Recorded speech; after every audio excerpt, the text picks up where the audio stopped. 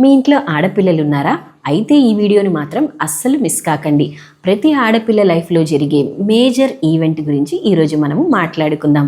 Major event అంటే మీకు అర్థమైపోయి ఉంటుంది కదా, ఫస్ట్ పీరియడ్, రజస్వల, ఋతుక్రమం మొదలవ్వటం, పెద్ద మనిషి కావటం.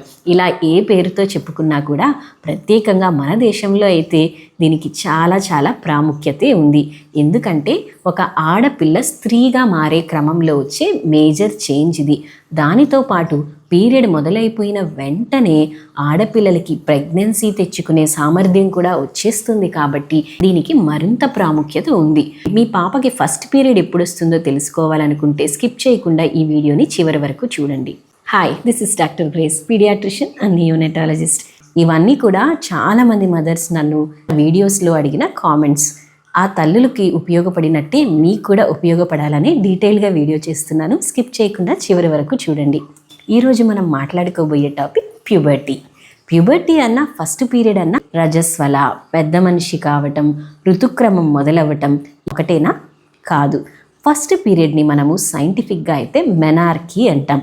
మరి ప్యూబర్టీ అంటే ఏంటంటే ఒక ఆడపిల్ల చైల్డ్హుడ్ నుంచి అడల్ట్హుడ్లోకి రావడానికి మధ్యలో జరిగే ఒక పీరియడ్ ఆఫ్ టైంని ప్యూబర్టీ అంటాం. ప్యూబర్టీ అంటే చిటికేసినట్టు ఒక్క రోజులోనే మార్పులు వచ్చేవి. Over the period of time series of events జరుగుతాయి.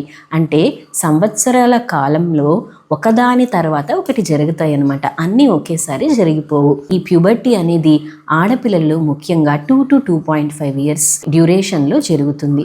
ఒకదాని తర్వాత ఒక చేంజ్ మొదలవుతూ ఉంటుంది. సో మీ పాపకి ఫస్ట్ పీరియడ్ ఎప్పుడు వస్తుందో ఇవన్నీ తెలుసుకున్నట్టయితే మీకు అర్థమైపోతుంది. సో ఫస్ట్ పీరియడ్ రాకముందు ఎలాంటి చేంజెస్ వస్తాయి? ఫస్ట్ పీరియడ్ ప్యూబర్టీలో ఫస్ట్ సైనా 8 years పాపకి బ్రెస్ట్లో చేంజెస్ కనిపిస్తున్నాయి. 8 years పాపకే బ్రెస్ట్లు పెరగడం ఏంటి? ఇదేమైనా అనారోగ్యమా అని చాలామంది తల్లులను కామెంట్స్లో అడిగారు. ఇంకా చాలామంది అడిగింది ఏంటంటే 10 years పాపకే వైట్ డిశ్చార్జ్ అవుతుంది, ఇదేమైనా పెద్ద సమస్య అని. మరి ఇలాంటి సమస్యల గురించి, ఇవి నార్మలా, అబ్నార్మలా, ఎందుకు జరుగుతున్నాయి ఈ వయసులో అనే దాని గురించి మాట్లాడుకుందాం. కాదు, ప్యూబర్టీలో ఫస్ట్ సైన్ పీరియడ్స్ కాదు. ప్యూబర్టీలో ఆడపిల్లల్లో ఫస్ట్ సైన్ ఏంటంటే బ్రెస్ట్లో వచ్చే చేంజెస్. ఈ చేంజెస్ అనేవి స్లోగా మొదలయ్యి సైజ్ పెరగడంతో పాటు చాలా మార్పులు చేరి ఒక మెచ్యూర్ స్టేజ్కి వస్తుంది. సో ఈ బ్రెస్ట్లో చేంజెస్ని ఎప్పుడైతే మీరు గమనిస్తారో ప్యూబర్టీ చేంజెస్ మొదలయ్యాయి అని మీరు అర్థం చేసుకోవాలి. 8 ఏళ్ల వయసులో మొదలవటం కామనా? అంత చిన్న పిల్లలకు అప్పుడే బ్రెస్ట్లో చేంజెస్ ఏంటి అని ఆలోచిస్తున్నారు కదా, చూద్దాం రండి. ఒకప్పుడు ఫస్ట్ పీరియడ్ అనేది 15 to 16 years ఆఫ్ ఏజ్లో వచ్చేది. కానీ రాను రాను అది 10 yearsకే వచ్చేస్తుంది. సో మనం ఇందాక అనుకున్నాం కదా, ప్యూబర్టీ అనేది 2 to 2.5 years డ్యూరేషన్లో జరుగుతుందని. సో ఫస్ట్ చేంజ్ బ్రెస్ట్లో వస్తుంది అనుకున్నాం. సో బ్రెస్ట్లో చేంజెస్ మొదలైన తర్వాత 2 to 2.5 years తర్వాత ఫస్ట్ పీరియడ్ వచ్చే అవకాశం ఉంటుంది. సో 10 yearsకి పీరియడ్స్ రావడం ఈ మధ్య నార్మల్ అయిపోయింది. కాబట్టి 8 years కంప్లీట్ అయిన తర్వాత బ్రెస్ట్లో చేంజెస్ వస్తే మీరు భయపడాల్సిన అవసరం లేదు. ఈ బ్రెస్ట్ చేంజెస్లో ఇంకా చాలామంది మదర్స్కున్న డౌట్ ఏంటంటే ఒక సైడే సైజ్ పెరుగుతూ ఉంది, ఇదేమైనా ఇబ్బందా, చాలా పెయిన్ఫుల్గా ఉందని చెప్తుంది పాప, దీనివల్ల ఏదైనా ప్రాబ్లమా అని. డెవలప్మెంట్ స్టార్ట్ అయినప్పుడు ఫస్ట్ ఒక సైడే స్టార్ట్ అవుతుంది. కొన్ని రోజుల తర్వాత ఇంకో వైపులో కూడా మీరు చేంజెస్ని అబ్జర్వ్ చేయొచ్చు. పెయిన్ కూడా చాలా కామన్. కొన్నిసార్లు చాలా ఎక్కువ ఉండే అవకాశం ఉంటుంది. విపరీతంగా ఉన్నప్పుడైతే పెయిన్ కోసం మెడిసిన్స్ వాడచ్చు అండ్ కూల్ ప్యాక్స్ పెట్టుకోవడం ఇలాంటివి కూడా చేయొచ్చు అనమాట. సో చేంజెస్ ఫస్ట్ వన్ సైడే స్టార్ట్ అవుతాయి. కాబట్టి మీకు ఫస్ట్లో ఒక సైడే పెరిగినట్లుగా అనిపిస్తుంది. ఇన్ నో టైం ఇంకొక సైడ్ కూడా చేంజెస్ కనిపించేస్తాయి.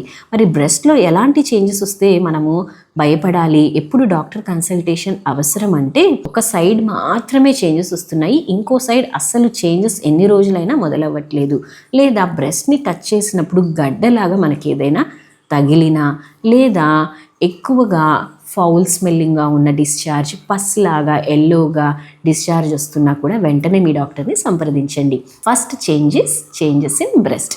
మరి సెకండ్ చేంజ్ ఏంటి? యాక్సిల్లాలో అండ్ ప్రైవేట్ పార్ట్స్ దగ్గర హెయిర్ రావటం. అంటే చంకలో మరియు ప్రైవేట్ పార్ట్స్లో హెయిర్ పెరుగుతూ ఉంటుంది. ఇది కూడా దశల వారీగా జరుగుతుందన్నమాట. థర్డ్ చేంజ్ వచ్చి హైట్ పెరగటం. సడన్గా హైట్ పెరిగిపోతూ ఉంటారు.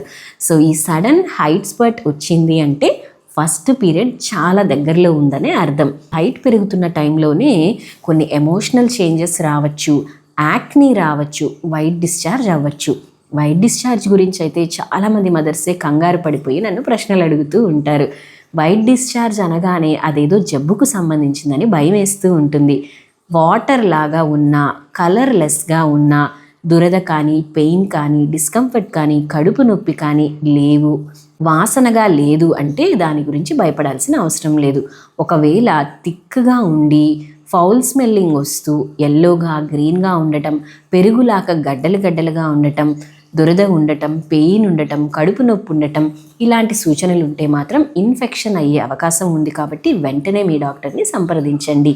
సో ఈ చేంజెస్ అన్నీ జరిగాయి అంటే నెక్స్ట్ ఇంకా మనకి రాబోయేది అతి ప్రాముఖ్యమైనది ఫస్ట్ పీరియడ్ రజస్వల, పెద్ద మనిషి కావటం, ఋతుక్రమం మొదలవ్వటం, ఇలాంటిది మన దేశంలో ప్రత్యేకంగా చాలా పెద్ద సెలబ్రేషన్గా కూడా అందరూ సెలబ్రేట్ చేసుకుంటూ ఉంటారు కదా. దీనికి ఎందుకు ఇంత ప్రాముఖ్యత అంటే, ఒక ఆడపిల్ల చైల్డ్హుడ్ నుంచి అడల్ట్హుడ్లోకి ఎంటర్ అవ్వడానికి ఇదొక మేజర్ సైన్. కాబట్టి అప్పటి నుంచి ఆడపిల్లకి అమ్మ అయ్యే అవకాశం కూడా మొదలైపోతుంది. కాబట్టి ఆ పీరియడ్ని మన దేశంలో అయితే చాలా పెద్ద సెలబ్రేషన్గా కూడా చేసుకుంటూ ఉంటారు. అండ్ ఈ సెలబ్రేషన్ టైంలో చాలా ట్రెడిషన్స్ ఫాలో అవుతూ ఉంటారు. కొన్ని మంచివి, కానీ కొన్ని అయితే అస్సలు మంచివి కాదు. సో ఎలాంటివి ఫాలో అవుతే మంచిది, ఎలాంటివి ఫాలో అవ్వకపోతే మంచివో కూడా చూద్దాం. స్కిప్ చేయకుండా చివరి వరకు చూడండి. ఈ చేంజెస్లో ఈ బ్రెస్ట్ చేంజెస్ ఫస్ట్ దాన్ని తెలుసుకున్నాం కదా. ఈ బ్రెస్ట్లో ఉన్న చేంజెస్ ఎప్పుడైతే 8 years కంటే ముందే జరిగిపోతాయో అలాంటప్పుడు మాత్రం అది అబ్నార్మల్ అయ్యే అవకాశం ఉంటుంది.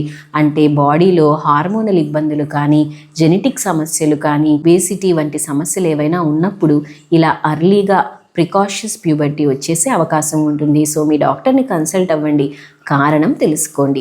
మరి ఈ కాలంలో ప్యూబర్టీ ఇంత త్వరగా రావడానికి కారణం మెయిన్గా ఏంటంటే ఒబేసిటీ. ఇంకా ఈ ఒబేసిటీకి కారణం మీకు తెలుసు కదా, చిన్నప్పటి నుంచి అనవసరంగా అడిషనల్ షుగర్స్ ఉన్న ఫుడ్స్ ఇచ్చేయటం, షుగరీ డ్రింక్స్ ఇవ్వటం, ఎంటీ క్యాలరీస్ ఉన్న ఫుడ్స్ ఇవ్వటం, ప్రాసెస్డ్ ఫుడ్స్ ఇవ్వటం, ఫ్రైడ్ ఫుడ్స్ ఇవ్వటం, జంక్ ఫుడ్ ఇవ్వటం, ఇవన్నీ కూడా మనం చేస్తున్న తప్పులు. ఈ తప్పుల కారణంగానే ఒబేసిటీ పెరిగిపోతుంది. మరొక ముఖ్యమైనది ఏంటంటే, ఎప్పుడు ఫోన్ ముందో, ల్యాప్టాప్ ముందో, ట్యాబ్ ముందో కూర్చొని ఉంటారు.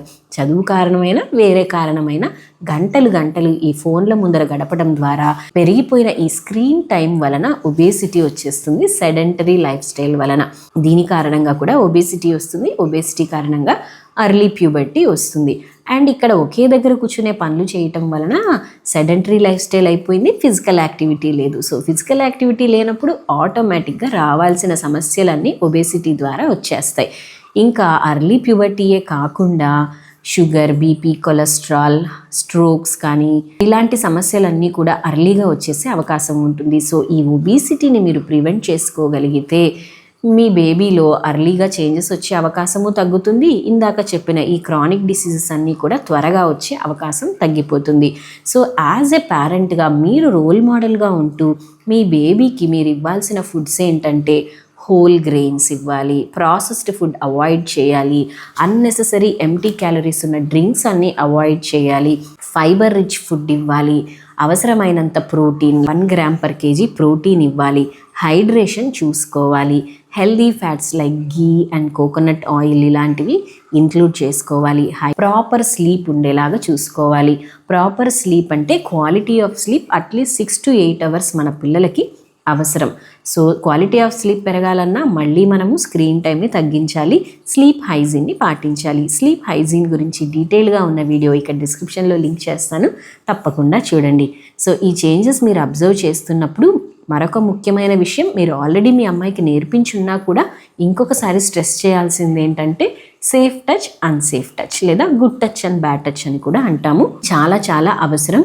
ఎందుకంటే మెనార్కీతో పాటు ప్రెగ్నెన్సీ వచ్చేసే అవకాశం కూడా మొదలైపోతుంది. కాబట్టి ఎలాంటి అనవసరమైనవి ఈవెంట్స్ జరగకుండా ఉండడం కోసం తగిన జాగ్రత్తలు, రిలేషన్షిప్స్ గురించి, ఫ్రెండ్షిప్స్ గురించి, ఆపోజిట్ సెక్స్తో మన బిహేవియర్ గురించి కూడా మన ఆడపిల్లల్ని మనము ప్రిపేర్ చేయాలి. ఎందుకంటే మనము చొరవ తీసుకొని చెప్పకపోతే డౌట్స్ ఉన్నా అడగలేని పరిస్థితిలో వాళ్ళు తెలిసి తెలియక తప్పుదోవ పట్టే అవకాశం కూడా ఉంటుంది. కాబట్టి మీరు మీ ఆడపిల్లని ఇలాంటి పరిస్థితుల్లో తప్పకుండా కౌన్సిల్ చేయండి. ప్రేమగా దగ్గర కూర్చోపెట్టుకొని చెప్పండి. వాళ్ళు ఏదైనా డౌట్స్ అడిగినప్పుడు ఇది నీకు అనవసరం, నీకు ఇది ఎందుకులే అనకుండా ఓర్పుగా వాళ్ళకు అర్థమయ్యే విధంగా ఇవన్నీ ఎక్స్ప్లెయిన్ చేస్తే వాళ్ళకై వాళ్ళు తెలుసుకునే క్రమంలో ఇంకేవేవో అనవసరమైన వాటి బారిన పడకుండా జాగ్రత్త పడే అవకాశం ఉంటుంది. So safe touch, unsafe touch గురించి డీటెయిల్డ్ వీడియో ఇక్కడ డిస్క్రిప్షన్లో ఇస్తాను, ఇక్కడ పైన కూడా నేను ఇస్తాను. ఒకసారి క్లిక్ చేసి చెక్ చేసి చూడండి. ఫస్ట్ పీరియడ్ టైంలో మనం చాలా ఫుడ్స్ ఇస్తుంటాం కదా, ముఖ్యంగా నువ్వులతో చేసినవి, సున్నుండలు చేస్తూ ఉంటాం. ఇవన్నీ కూడా నిజంగానే హెల్దీ. పిల్లలకు అవసరమైన iron, calcium, magnesium, zinc rich ఫుడ్స్ని మనము పిల్లలకి ఇవ్వాలి. సో నువ్వులు బెల్లంతో చేసినవి లేదా మనము మినుములతో చేసుకున్నవి ఇవన్నీ కూడా మన పిల్లలకి ఈ ఏజ్ గ్రూప్లో ఇవ్వటం ద్వారా పుష్కలంగా ఐరన్ మరియు కాల్షియం లభించే అవకాశం ఉంటుంది. ఐరన్ సోర్సెస్ కోసం ఇంకా మనము ఆకుకూరలు, మునగాకు ఇలాంటివన్నీ కూడా తీసుకోవచ్చు. స్వీట్ ఎక్కువగా లేకుండా బెల్లంని పిల్లలకు ఇచ్చే స్వీట్స్లో యూస్ చేసుకోవడం ఆఫ్టర్ 2 years అయితే ఓకే. డేట్స్ కూడా వాళ్ళ డైట్లో మీరు ఇంక్లూడ్ చేయొచ్చు. అండ్ ప్రోటీన్ కోసం పాలు, పాల పదార్థాలు, chicken, eggs, pulses, chick peas, sprouts ఇలాంటివన్నీ కూడా మీరు ఇంక్లూడ్ చేసుకోవచ్చు. పాల వల్ల మాత్రమే కాల్షియం వస్తుందా అంటే పాల వల్ల మాత్రమే కాల్షియం రాదు. పాల ప్రోడక్ట్స్ని కూడా మనం కాల్షియం కోసం తీసుకోవచ్చు. లేదా పాల కంటే ఎక్కువ కాల్షియం ఉన్నది నువ్వులు. సో నువ్వులతో చేసినది మనం పిల్లలకి ఇవ్వడం ద్వారా వారిలో కాల్షియం పుష్కలంగా లభించే అవకాశం ఉంటుంది. సైన్స్ ఆఫ్ ప్యూబర్టీ ఏంటి, ఫస్ట్ పీరియడ్ రాకముందు సైన్స్ ఎలా ఉంటాయి, అర్లీ ప్యూబర్టీ వస్తే ఏం చేయాలి, రాకుండా ఏం చేయాలి, ఇలాంటివన్నీ మాట్లాడుకున్నాం కదా. మీకు ఇంకా ఏదైనా డౌట్స్ ఉంటే కామెంట్స్లో అడగండి. ఫస్ట్ పీరియడ్ వచ్చిన తర్వాత ఆడపిల్లలు సాధారణంగా ఎలాంటి సమస్యలు ఎదుర్కొంటారు, వాటికి పరిష్కారం ఏంటి, వారిని ఎలా కౌన్సిల్ చేయాలి, ఎలాంటి జాగ్రత్తలు చెప్పాలి, ఇవన్నీ డీటెయిల్గా నెక్స్ట్ వీడియోలో తెలుసుకుందాం. నా వీడియోస్ రిలీజ్ అయిన వెంటనే మీ వరకు రావాలంటే బెల్ ఐకాన్ని క్లిక్ చేయండి. అప్పుడు మాత్రమే వీడియో వచ్చిన వెంటనే మీకు నోటిఫికేషన్ వచ్చేస్తుంది. మీ ఇంట్లో వారికి, మీ పిల్లలకి అవసరమైన చాలా హెల్త్ వీడియోస్ నా ఛానల్లో ఉన్నాయి. ఇంకా సబ్స్క్రైబ్ చేసుకోకపోతే వెంటనే సబ్స్క్రైబ్ చేసుకోండి.